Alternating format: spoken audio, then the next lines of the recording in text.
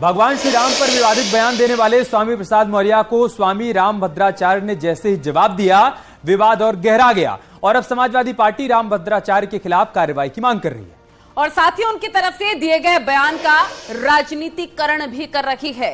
Samajwadi party का आरोप है कि बीजेपी के इशारे पर रामभद्राचार्य ने बयान दिया है। साथ ही यह भी कहा कि स्वामी रामभद्राचार्य ने जानबूझकर ये टिप्पणी की है और इसके पीछे सियासी साजिश छिपी हुई है, जिसके तहत मुलायम सिंह और कांशीराम पर टिप्पणी की गई। और साथ ही समाजवादी पार्टी ने यह भी कहा कि रामभद्राचार्य के बयान से दलित वर्ग आहत हुआ है, क्योंकि धर्म के नाम पर पिछड़ों को अपमानित किया गया। हालांकि स्वामी रामभद्राचार्य ने अपने बयान पर अब सफाई भी दे दी है। आपको पूरी रिपोर्ट दिखाते हैं, देखिए जरा।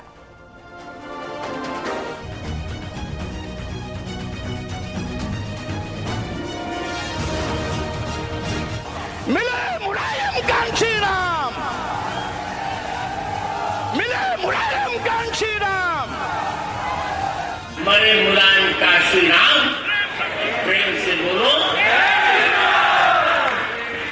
विवादों के सियासी स्वामी ने जब हवा में उड़ गए श्री राम के नारे लगाए, तो स्वामी रामभद्राचार्य ने अपनी सभा में जवाब दिया और अब उस जवाब पर विवाद छिड़ गया है।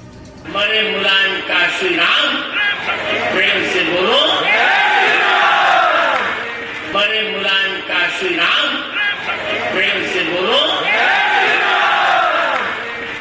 पहले स्वामी प्रसाद मौर्य के विवादित बयान पर मुकदमा दर्ज हुआ, तो अब उसी विवादित नारे के जवाब में दिए गए नारे पर संग्राम छिड़ गया है और ये सवाल रामचरितमानस के मुद्दे पर बैकफुट पर आ चुकी समाजवादी पार्टी के नेता उठाने लगे हैं। आगरा में समाजवादी पार्टी के कार्यकर्ताओं ने स्वामी रामभद्राचार्य के खिलाफ थाने में शिकायत की और उनके तरफ से दिए गए बयान पर कार्रवाई की मांग की। हालांकि स्वामी रामभद्राचार्य ने विवाद बढ़ने के बाद सफाई भी दी है। आपने कहा भारत में रहना है तो वंदे मातरम कहना। बिल्कुल कहना है, एक सभी को कहना चाहिए। भारत में रहना है तो वंदे मातरम कहना है। मुलायम सिंह कांशीराम जी पे भी आपने कहा कि चलेगा तो राम राम बोलना। हाँ, तो कौन गलती कहा, तो चले गए ना। अब तो अभी तो है नहीं। रामभद्राचार्य महाराज ने यह भी कहा कि श्री राम के नाम पर विवादित नारे ठीक नहीं। हिंदुत्व को देव मानो, भारत को राष्ट्र मानो, क्योंकि विपक्ष इस देश को बेचना चाहता है, लेकिन हम ऐसा होने नहीं देंगे। जिसे अब भारत में रहना होगा, उसको जय श्री राम कहना होगा। अमर रहे, अमर रहे, अमर रहे। हालांकि इन सबके डर समाजवादी पार्टी के नेता और कार्यकर्ता मुलायम और कांशीराम को लेकर की गई टिप्पणी से आक्रोश में हैं और स्वामी रामभद्राचार्य के खिलाफ कार्रवाई की मांग कर रहे हैं।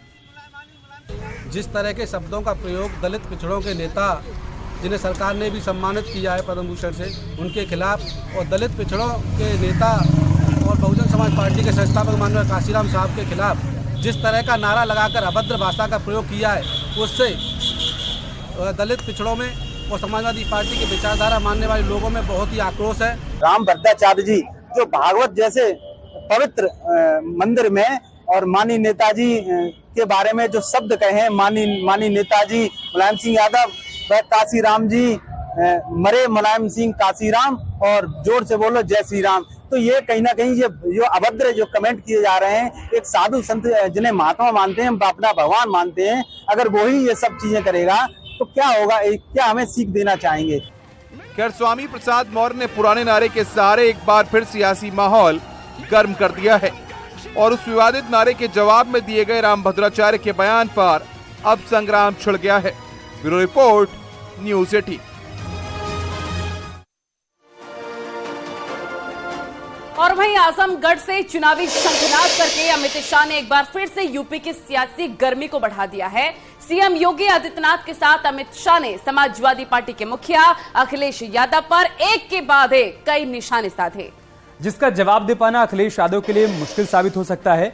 अखिलेश यादव पर निशाना साधते हुए अमित शाह ने कहा कि पहले आजमगढ़ में बिजली नहीं आया करती थी, लेकिन अब पूरे दिन और पूरी रात बिजली रहती है। संगीत के शहर को समाजवादी पार्टी ने बदनाम कर दिया था, लेकिन संगीत महाविद्यालय से बीजेपी ने शहर को गौरव दिलाया है। अमित शाह ने कहा कि सपा ने आजमगढ़ की छवि को खराब कर दिया था, तो सीएम योगी ने कहा 2017 से पहले पहचान का संकट था। लोग आजमगढ़ के नाम से ही चिढ़ा करते थे, लेकिन अब आजमगढ़ की पहचान बदल गई है। आपको पूरी रिपोर्ट दिखाते हैं, जिसके जरिए आप समझ पाएंगे कि कैसे अखिलेश पर योगी शाह ने डबल अटैक किया।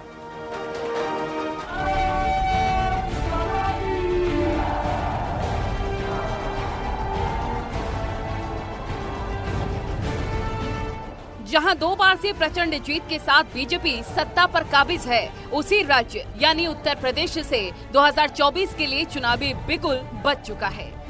समाजवादी पार्टी का गढ़ जीतने के बाद उसी आजमगढ़ से एक बार फिर से अमित शाह ने हुंकार भरी और निशाने पर अखिलेश यादव रहे। 2024 के लिए बीजेपी किलेबंदी में कोई कोताही नहीं बरतना चाहती है और यही वजह है कि एक तरफ विपक्ष को निशाने पर लिया जा रहा है तो विकास का मंत्र भी दिया जा रहा है कि 2014, 2017, 2019, 2022 की ही तर्ज पर 2024 में भी उत्तर प्रदेश प्रधानमंत्री मोदी जी के नेतृत्व में फिर से कमल का फूल खिलाने के लिए पूरी प्रतिबद्धता के साथ कार्य करेगा। पूर्वांचल में सपा बसपा के मजबूत किलों को बीजेपी ने करीब 1 दशक पहले नेस्त नाबूद कर दिया था। रामपुर लोकसभा उपचुनाव, आजमगढ़ लोकसभा उपचुनाव में मिली जीत भी पूर्वांचल में मुस्लिम यादव वोट बैंक के मिथक को ध्वस्त कर चुकी है और एक बार फिर से उसी आजमगढ़ में जीत कायम रखने के लिए अमित शाह ने पूरे पूर्वांचल की जनता को संदेश दिया। आजमगढ़ की छवि कभी ये हरिहर घराने से जानी जाती थी, पंडित छन्नूलाल मिश्र जैसे गायकी के विद्वानों से जानी जाती थी। वो आजमगढ़ को, वो छवि को धूमिल करने का काम इस सपा बसपा सपा की सरकारों ने किया था। अमित शाह के साथ सीएम योगी ने केंद्र और राज्य सरकारों की योजनाओं को गिनवाया और एक बार फिर से विकास के नाम पर आजमगढ़ की जनता के साथ ही पूरे प्रदेश की जनता से कमल खिलाने की अपील कर दी कि 2014, 2017, 2019, 2022 की ही तर्ज पर 2024 में भी उत्तर प्रदेश प्रधानमंत्री मोदी जी के नेतृत्व में फिर से कमल का फूल खिलाने के लिए पूरी प्रतिबद्धता के साथ कार्य करेगा। शाह के चुनावी शंखनाद से यूपी में सियासी हलचल तेज हो गई है क्योंकि अखिलेश यादव के लिए एक बार फिर से आजमगढ़ में चुनौती बढ़ गई है। मोदी जी पर भरोसा करें और मोदी जी को प्रचंड बहुमत से जिताकर फिर से एक बार देश का प्रधानमंत्री बनाए। आजमगढ़ से चुनावी बिगुल फूंक रहे बीजेपी आक्रामक अभियान को और धार दे रही है और निकाय चुनाव के अभियान को भी मजबूत कर रखी है क्योंकि बीजेपी का संदेश साफ है, 80 में से 80 सीट की बात है। Bureau report, news 18।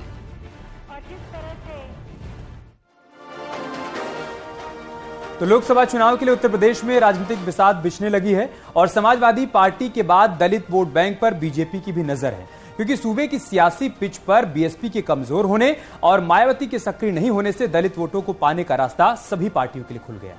अब ऐसे में अमित शाह ने कौशाम्बी में दलित सम्मेलन का आगाज किया और जातिवाद और परिवारवाद पर सियासी दलों को निशाने पर भी लिया। और भारत की डेमोक्रेसी नहीं, भारत का लोकतंत्र नहीं, आपके परिवार की ऑटोक्रेसी खतरे में है। आपने इस देश के लोकतंत्र को जातिवाद, परिवारवाद और तुष्टीकरण के 3 नासूरों से घेर कर रखा था। मोदी जी ने जातिवाद भी समाप्त करा। सपा बसपा कहीं दूर दूर तक दिखाई नहीं पड़ते। शौचालय बनाया गया, 1,75,00,000 माताओं को गैस का सिलेंडर दिया गया। 10 लाख से ज्यादा रेहड़ी पट्टी वालों को स्वनिधि योजना का फायदा दिया गया। स्वामित्व योजना से 35 लाख परिवारों को उनकी सनद दे दी गई और 2.5 करोड़ से ज्यादा किसानों को 52,000 करोड़ रुपया देने का काम हमारे देश के प्रधानमंत्री नरेंद्र मोदी। यूपी में बीजेपी के दलित मिशन को धार देने के लिए केंद्रीय गृह मंत्री अमित शाह ने मोर्चा संभाल लिया है, तो दूसरी तरफ योगी आदित्यनाथ ने शाह के साथ कौशाम्बी को करोड़ों की सौगात दी है और कई योजनाओं का लोकार्पण शिलान्यास किया। जो विकास की परियोजनाएं आज यहाँ पे प्रस्तुत की गई है, खेल कूद की प्रतिस्पर्धा को आगे बढ़ाने के लिए उनका मार्गदर्शन मिलने जा रहा है। डबल इंजन की सरकार ने तय किया है कि हर गांव में खेल का मैदान होगा और हर विकास खंड में मिनी स्टेडियम और जिले के अंदर स्टेडियम का निर्माण ये डबल इंजन की सरकार कराएगी और युद्ध स्तर पर इस पर कार्य प्रारंभ भी हो गया है। प्रधानमंत्री मोदी जी के नेतृत्व में भारत पिछले 3 वर्ष से 80 करोड़ लोगों को फ्री में राशन दे रहा है और दूसरी तरफ पाकिस्तान के अंदर रोटी के लाले पड़ रहे हैं। यही होता है सरकारें कैसे चलनी चाहिए, आज दुनिया भारत की तरफ देख रही है। आशा की स्थिति में है और समाजवादी पार्टी दलित मतदाताओं को साधने में लगी है। ऐसे में दलित वोटर्स को लेकर अब सपा और बीजेपी के बीच शह मात का खेल शुरू हो चुका है, जिसकी झलक निकाय चुनाव में दिखेगी और परिणाम 2024 के लोकसभा चुनाव में आएंगे। Bureau report, news 18।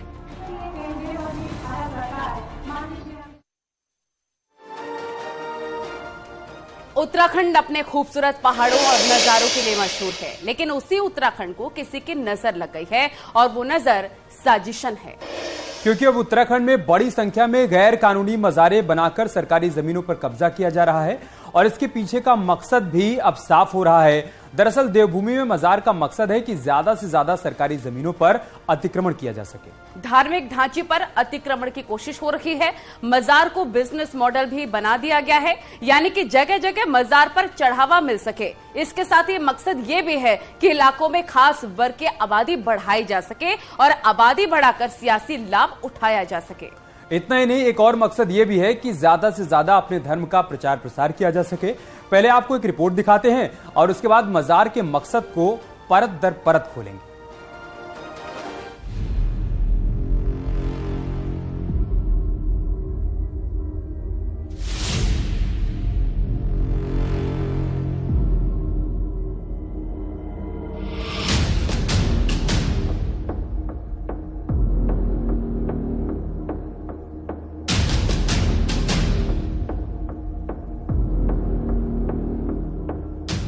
उत्तराखंड की डेमोग्राफी पर बड़ा खतरा मंडरा रहा है। इसकी आशंका खुफिया एजेंसियों से लेकर सोशल प्लेटफॉर्म पर समय समय पर जताई जाती रही है।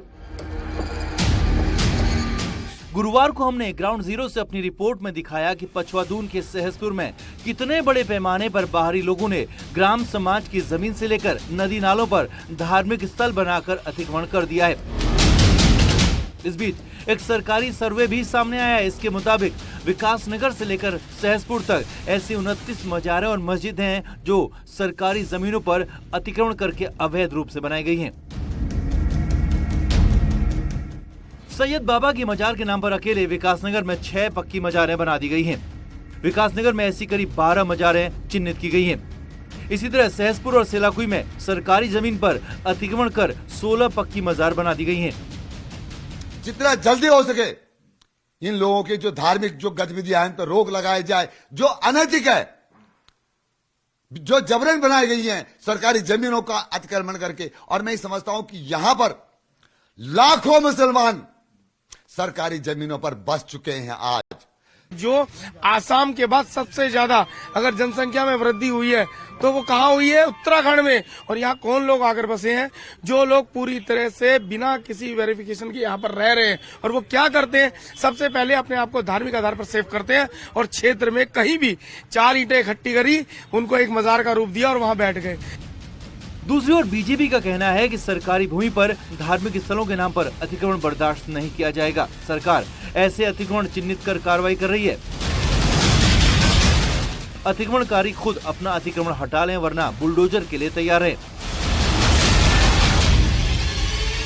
पुष्कर सिंह धामी जी का बुलडोजर अब चल चुका है और ये सारे जितने भी अतिक्रमण करने वाले हैं, अवैध कब्जाधारी हैं, ये या तो अपने कब्जे अपने आप हटा लें, अन्यथा धामी का बुलडोजर चल चुका है उत्तराखंड में और बहुत तेजी के साथ अब इनके घरों पर जो है हम अवैध घरों पर बुलडोजर चलाएंगे। सरकार के निर्देश पर प्रदेश भर में अतिक्रमण चिन्हित करने की कार्रवाई शुरू हो चुकी है। कई क्षेत्रों में बुलडोजर चलाकर अतिक्रमण हटाया भी जा चुका है। सूत्रों की माने तो पछवादून के सहसपुर में ऐसे अतिक्रमण भी चिन्हित किए जा चुके हैं और अब किसी भी दिन धामी सरकार का बुलडोजर यहाँ गरज सकता है। देहरादून से न्यूज 18 के लिए सुनील और प्रभात की रिपोर्ट।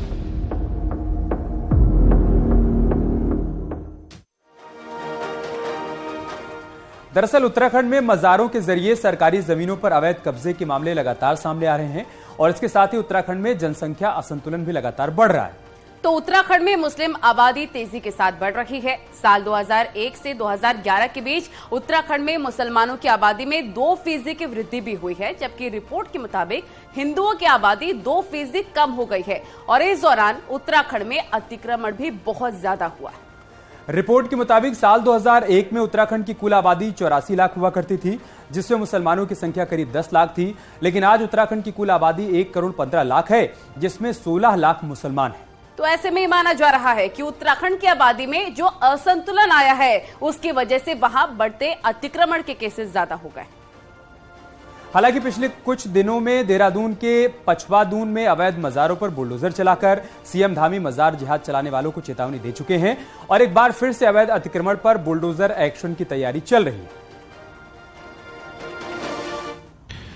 देखिए, हम कानून पर विश्वास रखने वाले लोग हैं, कानून को मानने वाले लोग हैं, इसलिए जहां भी इस प्रकार का अतिक्रमण हुआ है, गैर कानूनी काम हुआ है, उस पर सख्ती से काम होगा और प्रशासन इन सभी को चिन्हित कर रहा है, प्रक्रिया चल रही है और 1000 के लगभग अभी तक ऐसे स्थान चिन्हीकरण में आए हैं जहां पर अतिक्रमण हुआ है, अवैध मजारें बनाई गई हैं, अन्य कार्य किए गए हैं। इनके पीछे जो भी हैं, हमने कहा है कि प्रशासन तो अपना काम करेगा ही, हम उसको सख्ती से हटाएंगे, उस पर हम कोई भी जो है किसी प्रकार की ढिलाई नहीं करने वाले हैं। लेकिन जिन लोगों ने बनाई है वो स्वतः ही उसको हटा लें, ये यहाँ पर अब चलने वाला नहीं है। सरकार न्यूज 18 ने ग्राउंड जीरो से सहसपुर से एक रिपोर्ट दिखाई थी, जहां नदी नालों में सार्वजनिक और जो ग्राम समाज की जमीनें हैं, बड़े पैमाने पर इंक्रोचमेंट हुआ है। नहीं, जहां भी अतिक्रमण हुआ है, इस प्रकार का जो अतिक्रमण है, देखिए हम तो सबका साथ, सबका विकास, सबका विश्वास और सबका प्रयास, इस पर विश्वास करने वाले लोग हैं और इस पर हम काम कर रहे हैं। लेकिन जहां पर भी इस प्रकार के मामले आए हैं, जहां भी अतिक्रमण है, सरकारी भूमि है, वन विभाग की भूमि है या रेवेन्यू लैंड है, पीडब्ल्यूडी की है या जो भी जमीन सरकारी है, उस पर इस प्रकार का जो भी अतिक्रमण है उस सबको हटाएंगे। उत्तर प्रदेश की राजनीति में अयोध्या में बन रही भगवान श्री राम के भव्य मंदिर का बहुत महत्व है। 9 अप्रैल को महाराष्ट्र के मुख्यमंत्री एकनाथ शिंदे अपने विधायकों, सांसदों के साथ राम की नगरी अयोध्या आ रहे हैं। और इससे पहले आज मुख्यमंत्री एकनाथ शिंदे ने शिव सैनिकों के लिए एक स्पेशल ट्रेन अयोध्या के लिए रवाना की। ये शिव सैनिक एकनाथ शिंदे के आगमन से पहले अयोध्या में मौजूद रहेंगे और 9 अप्रैल को अयोध्या पहुंचकर मुख्यमंत्री शिंदे रामलला के दर्शन करेंगे और सरयू नदी के तट पर आरती भी करेंगे। उनके अयोध्या दौरे को लेकर अयोध्या प्रशासन तैयारियों में जुट गया है। एकनाथ शिंदे के मुख्यमंत्री पद पर शपथ लेने के बाद ये उनका पहला अयोध्या दौरा होगा और इससे पहले वो महाराष्ट्र सरकार के कैबिनेट के सदस्य के रूप में पूर्व मुख्यमंत्री उद्धव ठाकरे के साथ अयोध्या आए थे।